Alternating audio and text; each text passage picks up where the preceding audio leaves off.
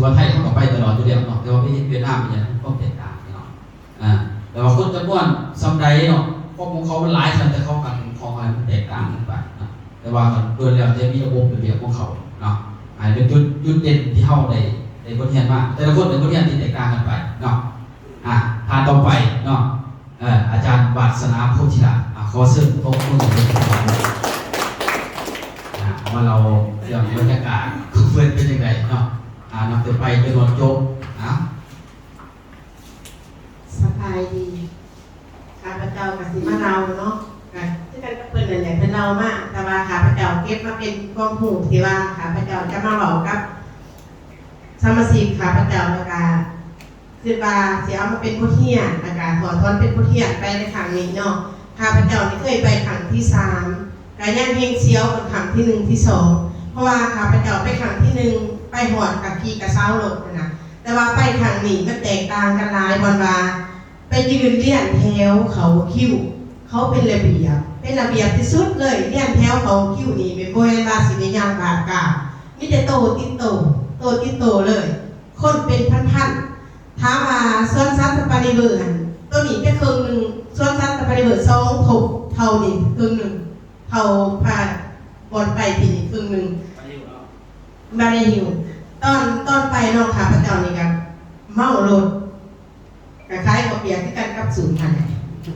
เพราะว่าตอนไปตอนเช้าเขาหือวันที่12ไปกินเขาที่สารวัตรเนาะข้าพเจ้านี่เป็นเบาในก็มือซื้อเนาะข้าพเจ้านี่บุกินง่วเลยเป็นยังเป็นสั่งเขาสั่งเฟื้อมาเนาะได้10 ถ้วยข้าพเจ้ากับปากกาว่ามันยังเลยเพราะว่าเข้าไปน้ำหมูต้องเห็ดคือหมูกินได้เข้ามาต้มกินได้น้ำข้าพเจ้าก็บ่กินตอนข้าพเจ้าก็บ่กินเสื้อกินแต่เส้นมันพ่อวันเท่าให้มันอยู่ท้องก็เลยอาจารย์มา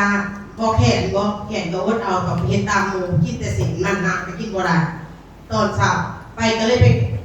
เป็นวิทย์เป็นเมาอยู่รถกระบอกป่าเยอะหลอก2วันนี้มือต่อมาเนาะขึ้นสิไปเที่ยวสิไปขึ้นกระเซ้าเนาะมารีวิวล่อถาเดินเข้าไปล่อถาย่างโตคิวเบรเดียวเขาเห็นธุรกิจเขาสาแต่เขาไปถึงแต่เขาก็บอกคิวข้าพเจ้านี่เฮ็ดโบเป็นแต่ข้าพเจ้าจะบอกคิวจะไปตามคิวแล้วก็ยืนสิเมื่อยสิทนต้องใส่ความทนนานี่จนบ่มีสีเลยถ้าขยันบ่ไม่ตายครึ่งนึงอ่ะ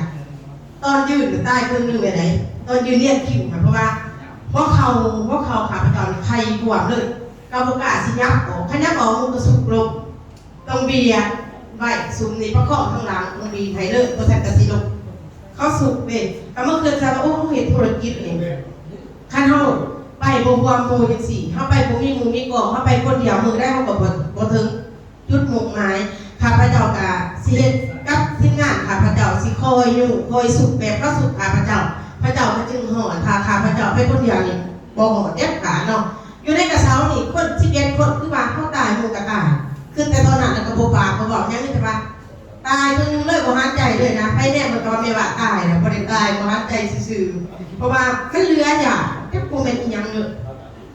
ก็สิสู้แล้วก็เวลาเฮาไปเที่ยวเนาะแต่ละครั้งอันนี้ก็สิเป็นบ่เที่ยงนับแต่เฮากินข้าวเฮาไปตลาดคิวเฮาคนนึงเขาสีหน้าอายเขาหลายคนเป็นพันเขาบ่ให้เฮากินได้กับนึงเอากินมาเฮาสิกินหลายปานใดก็อยากเฮาต้องเอามาเทื่อละน้อยเบิ่งหมู่ถ้าเฮาสิประมาณเต็มถ้วยคนทั้งหลายเบิ่งเฮาแล้วก็เสียมันละอย่างก็สีหน้าเฮาไกลเขาบ่มาเฮาหรอกก็สีหน้าเฮา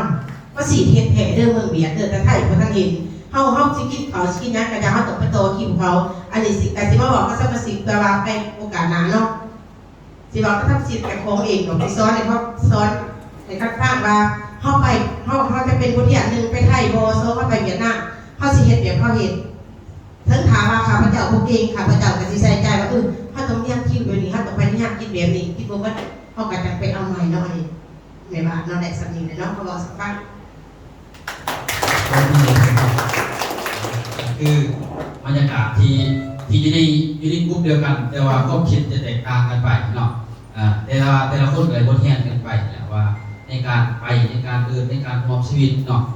โมเมนต์ว่าท่านใดท่านไปโมเมนต์อยู่นี่จะอยู่จุดใดจะเห็นในจุดนั้นเขาปฏิบัติตามให้เขาได้นั่นเนาะจัดว่าเป็นสิ่งสำคัญในการที่เขา เลิศเพราะว่าสิเป็นหลักธุรกิจเพราะว่าสิเป็นหลักการออมชีวิตในกลุ่มคนใน1 บาทซะแสดงว่าในการเดินไปเวียดนามครั้งนี้ก็เป็นบทเรียนอันล้ำค่าและบ่แม่นเนาะที่ได้เห็นในจุดแบบที่แตกต่างกันไปในหลายๆจุดหลายบอนเนาะซึ่งคำเจ้าก็สามารถสรุปได้ในกลุ่มที่เฮาได้ไปนี่แหละเนาะต่างคนก็ต่างสิได้บทเรียนกันไปว่าซะเนาะนำโดยบรรยากาศเดิมไปเนาะอยู่ในจุดใดการไปการมาในขอบเขตเท่าใดเนาะการไปเวียดนามไปแบบใดเนาะไปง่ายแบบใดไปยากแบบใดเนาะแต่ว่าแตกต่างกับไทยเด้อทุกท่านเนาะไทยมันจะยากโกเวียดเป็นจริงเวียดไปง่ายกว่าในการเรียนเอกสารนี่ครับแต่ว่าระเบียบเข้าระเบียบเด็กเนาะเจ้าหน้าที่นี่เขาเจ้าโมยิมใช้เจ้าทุกคนเลยเจ้าหน้าที่เจ้าบ่มีว่ายิ้มเนี่ยจะใช้เจ้าสิบอกนี่ทำได้กระยาเนาะสิโดเดี๋ยวจะได้กระยาแต่ว่าเขาจะโมยิมใช่เฮาเนาะมันเป็นน่าจะเป็นกฎหรือระเบียบของเขาเนาะแต่ว่าเขากับบริการแต่ว่าที่สิ่งถูกต้องก็ได้ได้สิ่งถูกต้องในการบริการของเขาแต่ว่าเขากับเอางานเขาจะเอาหลักฐานเป็นหลักอยู่เป็นหลักเนาะทุกคนที่จะยิ้มงามไม่ได้กระยาถามมันอยู่ในเกียร์แล้วมันตรวจเช็คเอกสารเดี๋ยวมันจะทำหน้าที่สถานการณ์เทคนิคมันจะเนาะตรวจเช็คเอกสารแต่ว่าดูความถูกต้องเนาะผมมีว่านโยบายผมมีโมเดลเกี่ยวกันเดี๋ยวเลยแต่ว่าตัวนี้ถูกต้องเนี่ยนะเนาะแต่การไปกันบ้างคือกฎบ่แม่นว่าแหนกกฎเนาะไปตามแล้วถูกต้องเบิดเนาะแต่ว่าคือไปในยุคกับมันก็แตกต่างกันไปแต่เขาจะเอาเฮ็ดมันอยู่ในน้ำเป็นระเบียบเรียกว่าเด็กติดเนาะคือทางอาจารย์ยอดชายเนาะที่เพิ่นบอกทุกฝั่งที่บอกมีผู้คนเบียดคนนึงที่ว่าไปแต่ในตามคิวเขาออกมาที่จริงเขาว่าเขามีคนเขาโง่เขาไม่จับมันมีบอกเขาเบิ่งเขาเสกมึงเนาะแม้กระทั่งว่าตัวนี้เนาะเขาจับเลยแลนออกปั๊บว่าเขาปุ๊บเกิดที่ซื้อมาเอาไปเลยบอลแรกออกมาเลยเราทีมแรกออกมาสี่นะมันเอาใหม่สี่นะไปถึงสี่ไปกับบอกมามอดพูดผิดขึ้นมาเลยอีบอกว่าสนามมันเกิดเลย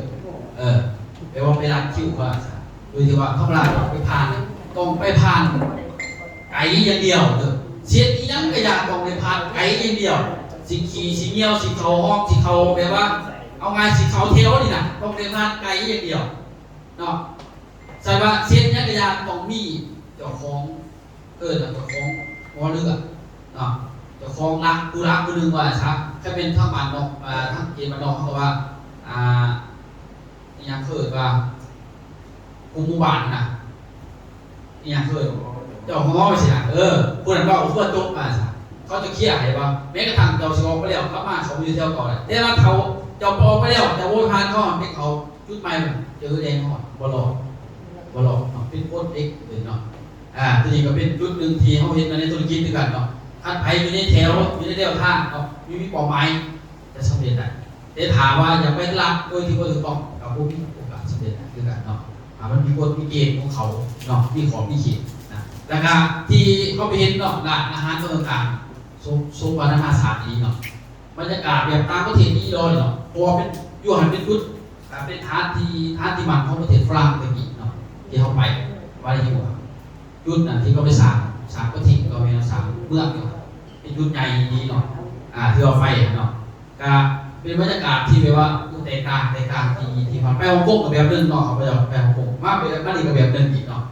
ฮ่องกงกับแบบเด็กกับเด็กกับเด็กเช่นเดียวกันของเราไปยอมรับของเขาแต่เขาไปลายยุดลายบอลเนาะครับว่าบรรยากาศคือว่าสุดคุ้มเนาะที่เขาไปสู้กันในการเกินเวียดนามครั้งนี้เนาะก็ได้พ้นเห็นหลายอย่างเอาที่บ้านเขาอะไรพ้นเห็นหลายอย่างในการไปเนาะการจะนำพาทีมงานใดในต่อไปที่ว่าสุขตัวเองไปแล้วต้องเอาทีมงานไปหรือเวลาไปก็ทีมงานต้องดูแลแบบใดเนาะทีมงานเขาอาจจะเข้าใจมาหอดจุดอีกเนาะแต่บางคนไหนที่ไม่เคยไปเนาะต่อไปดึงตัวเองไปให้ได้จุดที่สำคัญยังอยากให้ไปเพราะยังให้เห็นบรรยากาศด้วยตัวเองแล้วจะสามารถมาบอกสอนมูได้เนาะจะสิสอนโดยทฤษฎีมันบ่สามารถสร้างให้เขาได้แต่ว่ามันสามารถสร้างผ่านกันได้ซื่อเนาะแต่ว่าเขาเป็นตัวจริงเขาสามารถบอกได้ดีว่าเขาเป็นยอมแบบไหนเขาคิดเขาแบบไหนจังซี่นะวิธีเขาวิธีไปหาวิธีจะออกจากแถวเนี่ยสามารถบอกได้เป็นความเป็นจริงว่าซั่นเนาะอันนี้คือว่าเฮาก็สามารถนำทีมงานได้แบบว่าชัดเจนเนาะในการเกิดไป นี่คือเป็นบทเรียนแบบหนึ่งเนาะแล้วก็โอกาสทุกคนมันมีเบอร์แหละเนาะแต่ว่าเราสามารถสร้างขึ้นมาด้วยเหตุผลมันเหมาะสมกันบ่เนาะอันนี้เป็นอันสำคัญเนาะสรุปง่ายๆเนาะในการที่ธุรกิจก็เช่นเดียวกันเนาะเขาจะเอาไปเห็นในยุคที่สามารถสร้างขนวนในการสร้างธุรกิจตัวทานแต่ทุกคนเนาะพอโอกาสมันมีเบอร์แหละเนาะถ้าโอกาสไม่เดียวเข้า